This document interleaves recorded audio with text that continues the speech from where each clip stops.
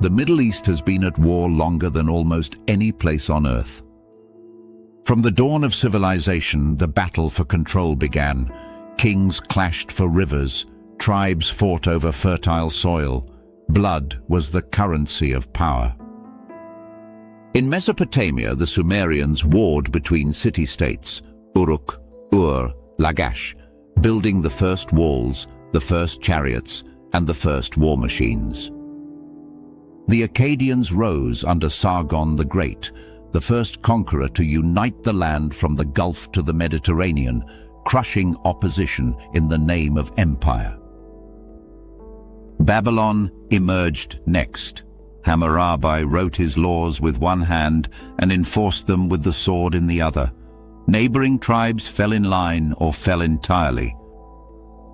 The Assyrians took conquest to a new level: siege warfare, mass deportations, and psychological terror. They flattened cities to make examples. Their capital, Nineveh, stood like a god's fortress, defended by hardened veterans and relentless cruelty. To the south, Egypt clashed with the Hittites and later with the Assyrians, ancient superpowers fighting for control of trade and territory. Egypt itself had a long history of war: unification under Narmer, battles against Libyans, Nubians, and the Sea Peoples. Its military legacy stretched back millennia. The Persians swept in like a wave of civilization: Cyrus the Great, Darius, Xerxes, ruling through tolerance but conquering with force. They built the royal road, organized satrapies, and fielded armies from every province, with elite immortals leading the charge. The Greeks answered with resistance. At Marathon, Thermopylae, and Salamis, empires collided and myths were born. Alexander the Great tore through Persia in a whirlwind of lightning-fast campaigns, carving his own empire with brutal efficiency. But his death left a power vacuum. The wars of the Diadochi erupted as generals fought over the scraps, igniting decades of chaos. Rome took advantage. It absorbed eastern kingdoms one by one. Judea fell under Roman rule, sparking Jewish uprisings. The First Jewish-Roman War ended with Jerusalem in ruins and the Temple destroyed. The Bar Kokhba revolt followed, brutally crushed. For 700 years, Rome and Persia waged an epic tug-of-war across the Middle East. Dozens of wars, tens of thousands dead. Nothing settled. Then, from the desert, a new force emerged: Islam. Prophet Muhammad united the tribes of Arabia into one powerful movement.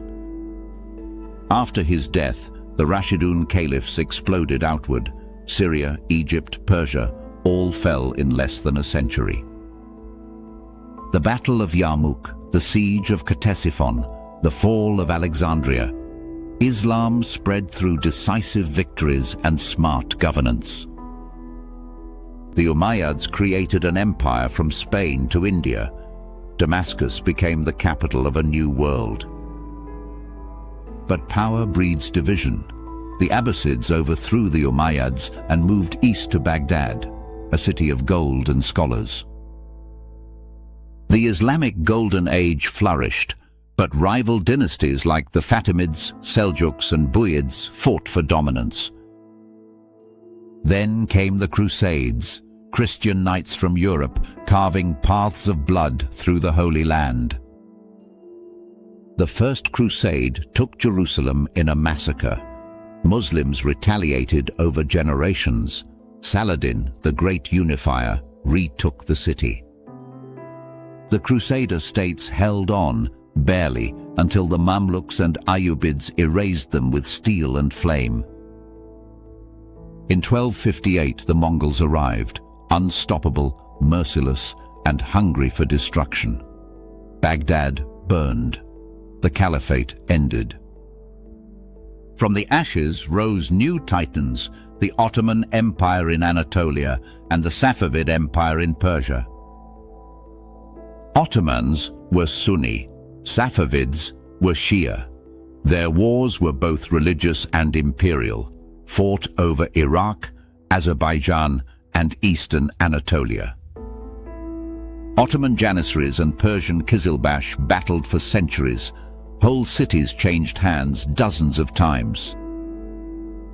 In 1514, at the Battle of Chaldiran, the Ottomans shattered the Safavid cavalry.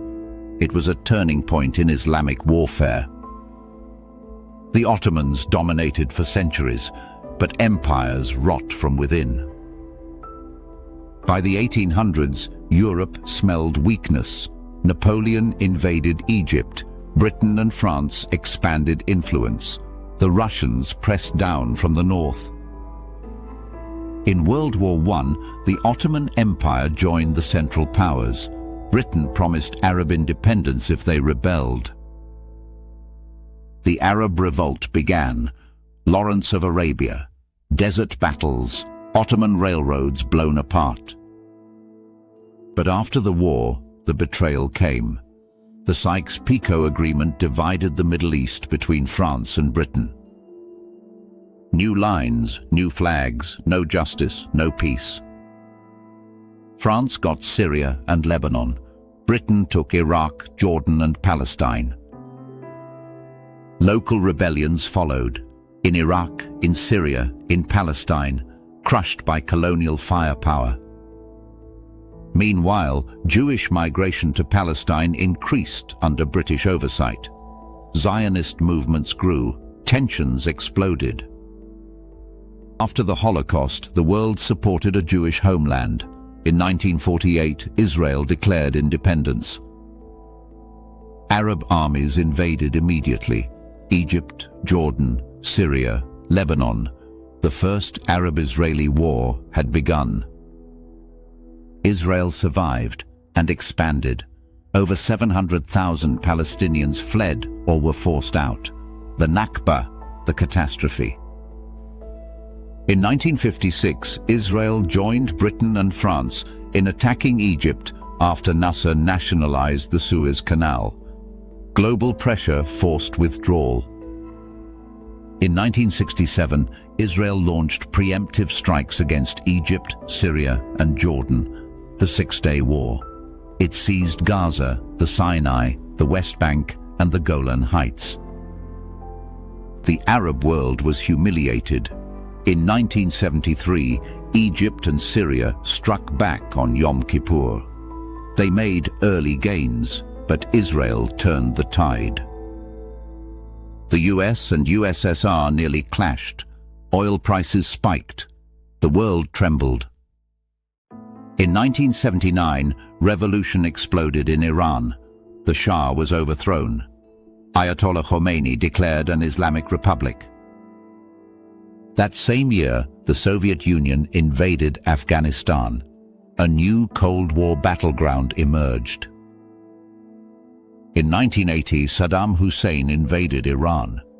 The Iran-Iraq War was hell: trenches, human wave attacks, poison gas. 8 years, over 1 million casualties, nothing gained, nothing forgotten. Then Saddam turned west. In 1990, he invaded Kuwait, claiming it was historically Iraqi territory and accusing Kuwait of overproducing oil. The international response was swift. The US assembled a coalition of over 30 nations. Operation Desert Storm began in 1991. Precision bombing crippled Iraq's forces. In just 100 hours of ground combat, coalition troops expelled Saddam's army from Kuwait. But the Gulf War didn't remove Saddam. Sanctions followed. Iraq's infrastructure crumbled. Tensions simmered. In 2003, the United States invaded Iraq again. The rationale: weapons of mass destruction. None were found. Saddam Hussein's regime collapsed. He was captured, tried, and executed, but Iraq fractured into sectarian chaos. Sunni insurgents attacked US troops. Shia militias backed by Iran gained power. Al-Qaeda in Iraq emerged, brutal, fanatical, and deadly. By 2011, US forces withdrew, but the conflict didn't end. From Al-Qaeda's ashes rose something worse: ISIS. The Islamic State blitzed across Syria and Iraq, capturing Mosul and Raqqa. They declared a caliphate. Executions were filmed. The world was horrified. The US returned with airstrikes. Kurdish forces in Iraq and Syria fought back. Iran sent militias. Russia backed Assad. Turkey launched its own offensives. Syria's civil war became a global conflict. Assad's regime, armed by Russia and Iran, bombed cities into dust. Rebels, jihadists, Kurds, Americans, Russians, Turks, all fighting different enemies in the same land. The human toll: over 500,000 dead, over 10 million displaced. Cities like Aleppo turned to rubble. Meanwhile, Yemen collapsed. In 2015, Houthi rebels overthrew the government. Saudi Arabia led a coalition to restore it. Airstrikes, blockades, famine. Iran armed the Houthis. Civilians starved, hospitals bombed. A humanitarian disaster unfolded. In Lebanon, Hezbollah grew stronger, more entrenched. It acted as both a political party and an Iranian-backed militia.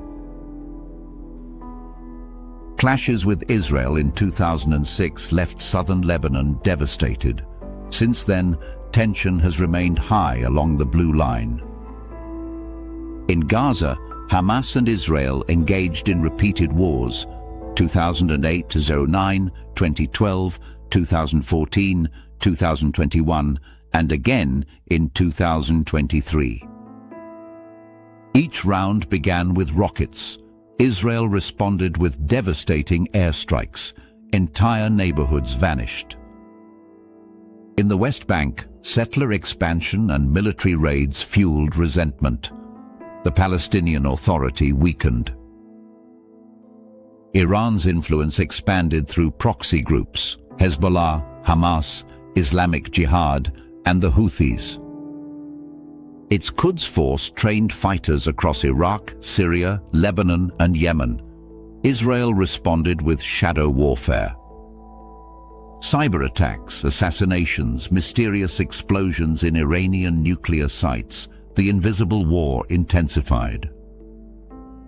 The Abraham Accords in 2020 offered a sliver of hope. The UAE, Bahrain, Morocco, and Sudan normalized ties with Israel. But the core issue, Palestinian sovereignty, remained unresolved. Peace without justice was fragile. In 2023, that fragility shattered. On October 7th, Hamas launched a massive, coordinated assault on Israel. Over 1,000 killed, dozens taken hostage. Israel responded with overwhelming force. Gaza saw its deadliest days. Airstrikes flattened entire districts. Electricity, water, and food were cut. The conflict rippled outward. Hezbollah fired rockets from the north. Houthi missiles struck shipping lanes. Iran warned of escalation. The US deployed aircraft carriers. Russia issued condemnations. China called for calm. Across the region, protests exploded. Cairo, Amman, Baghdad, millions marched in fury. In Iraq, militias attacked US bases. In Syria, Israeli strikes intensified. The entire region edged toward the brink. But beneath the violence lies history. Thousands of years of war, faith, empire, betrayal, and resistance. Each conflict layered on the last. Each ceasefire temporary. Each peace agreement a pause, not an end. Today's Middle East is a mosaic of trauma, pride, vengeance, and hope. Iraq is rebuilding but fractured. Iran is defiant and isolated. Saudi Arabia modernizes yet wages war. Turkey balances between NATO and autocracy. Syria is a graveyard of dreams. Lebanon drowns in crisis. The Six-Day War of 1967 changed everything. On June the 5th, Israel launched a preemptive strike against Egypt, Syria, and Jordan. Its neighbors had massed troops, closed the Straits of Tiran, and signed mutual defense pacts. Within hours, Israel's air force had destroyed most of Egypt's planes on the ground. It was one of the most successful air operations in history. In just 6 days, Israel seized the Sinai Peninsula, Gaza Strip, West Bank, East Jerusalem, and the Golan Heights. The Arab world was humiliated. The defeat reshaped politics, military strategy, and national psyches across the region. For Palestinians, it was another blow. Over 300,000 more fled or were displaced. Refugee camps swelled. Israel now controlled vast territories and millions of Palestinians. The occupation began. UN Resolution 242 called for Israel to withdraw from the territories in exchange for peace. But the wording was vague. No peace followed. In 1973, Egypt and Syria launched a surprise attack on Yom Kippur, the holiest day in Judaism. Egypt crossed the Suez Canal. Syrian forces advanced in the Golan. Israel was caught off guard. But after initial setbacks, Israel counterattacked, pushing deep into Syria and crossing into Egypt's West Bank. The US airlifted supplies. The USSR resupplied Arab states. A full-scale East-West proxy war nearly ignited. A ceasefire was eventually brokered, but the psychological shift was profound. Arab nations proved they could hit back. Years later, the Camp David Accords followed. Egypt became the first Arab state to sign peace with Israel. It was a breakthrough and a warning. Egyptian President Sadat was assassinated by Islamists in 1981. Meanwhile, Iran was charting its own course. After the 1979 revolution, Iran's leadership declared opposition to both the US and Israel. Ayatollah Khomeini called Israel a cancerous tumor and cut all ties. Iran began supporting anti-Israel groups like Hezbollah and later Hamas. In the 1980s and 1990s, Iran's strategy became clear: support proxies to pressure Israel and deter US influence. In Lebanon, Hezbollah formed with Iranian funding. In Gaza, Iran funneled weapons to Hamas and Islamic Jihad. Behind the scenes, a secret war began. Assassinations, sabotage, cyber attacks, shadow strikes across multiple countries. In 2009 and again in 2015, Iranian nuclear facilities were hit by mysterious computer viruses, most notably Stuxnet, believed to be a joint US-Israeli operation. Iran denied seeking nuclear weapons, but inspections revealed advanced enrichment capabilities. In 2015, the Joint Comprehensive Plan of Action, the Iran nuclear deal, was signed. Iran agreed to limit enrichment and allow inspections in exchange for sanction relief. But in 2018, the United States withdrew from the deal under President Trump. Sanctions returned. Iran resumed enrichment. Since then, tensions have spiraled. Iranian scientists have been assassinated. Israel is widely believed to be behind many of the killings. In 2020, Mohsen Fakhrizadeh, Iran's top nuclear scientist, was gunned down in a high-tech ambush near Tehran. Iran vowed revenge. Israel remained silent. The shadow war escalated. Tanker attacks in the Gulf, drone strikes in Syria, cyber warfare campaigns targeting infrastructure. Diplomats have tried to revive the nuclear deal. Negotiations in Vienna dragged on for years with no resolution. Meanwhile, Iran enriches uranium closer to weapons-grade levels. Israel has repeatedly said it will never allow Iran to acquire a nuclear weapon and will act alone if necessary. Military drills simulate long-range strikes on Iranian nuclear sites. The rhetoric grows sharper. Other nations watch nervously. Saudi Arabia and the UAE oppose a nuclear Iran. The US threatens all options. Europe pleads for restraint. Inside Iran, the people suffer. Sanctions crush the economy. Protests erupt. Women burn hijabs. The regime cracks down violently. Yet the nuclear program presses on.